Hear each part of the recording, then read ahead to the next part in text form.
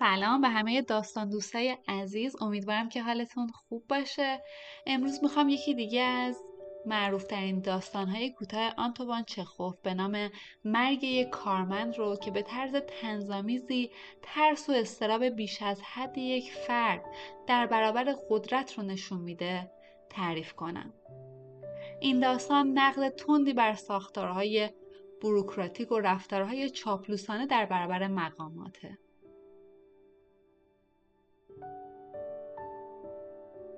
ممنون میشم که برای حمایت ما ویدیو رو لایک کنید و کانال رو سابسکرایب کنید. ایوان دیمیتری چیریکوف یک کارمند جزئه که در یکی از ادارات دولتی کار میکنه. اون آدمی ترسو، مضطرب و بیش از حد تابع سلسله مراتب اداری است. یه شب چیریکوف به تماشای تئاتر میره و با خوشحالی در یکی از ردیف‌های جلو میشینه. اون احساس آرامش و خوشحالی میکنه، اما ناگهان یک عطسه شدید از بینیش بیرون میپره. این عطسه اونقدر قویه که ذرات ریز بزاق و آب بینیش مستقیم روی سر یه ژنرال بلندپایه به نام براژیلوف که جلوی اون نشسته فرود میاد. چیریکوف از ترس میلرزه. اون میفهمه که مردی که روی اون عطسه کرده نه یه فرد عادی، بلکه ژنرال براژیلوفه که یک مقام ارشد دولتی محسوب میشه. وحشت زده به ژنرال خم میشه و با عجله میگه قربان ببخشید، من عمدی این کارو نکردم. این یک حادثه بود، یک اتفاق ناگوار. واقعا متاسفم. ژنرال با بی‌حوصلگی سرش رو تکون میده و میگه چیزی نیست، فراموشش کن.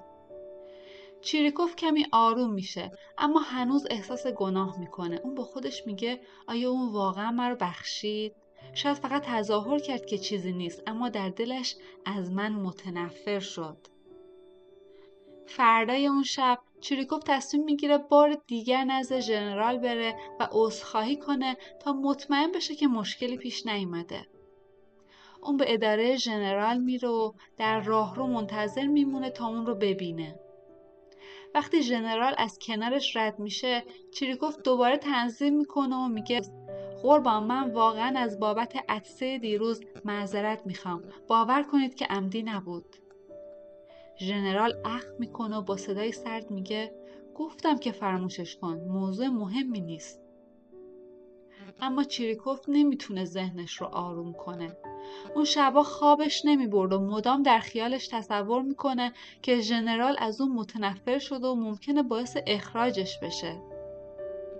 روز بعد چیریکوف دوباره تلاش میکنه و به ژنرال نزدیک میشه و بار دیگر عذرخواهی میکنه.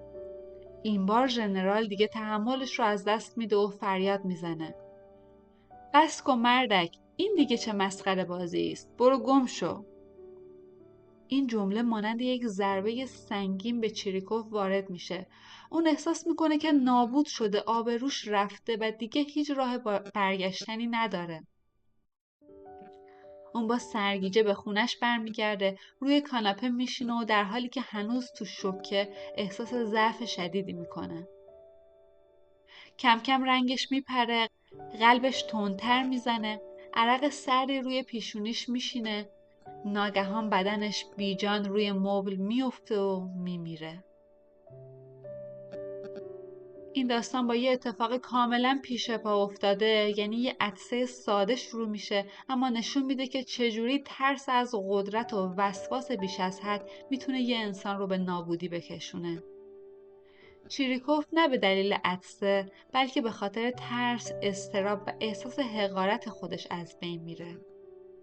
چخوف تو این داستان ضعف شخصیتی افراد بزدل و چاپلوس رو نقد میکنه و نشون میده که چجوری نظامهای بوروکراتیک آدمهایی مثل چیریکوف رو به وحشتی دائمی دچار میکنن.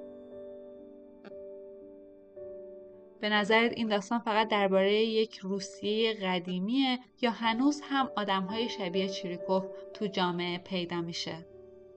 خوشحال میشم که نظرتو برامون بنویسین.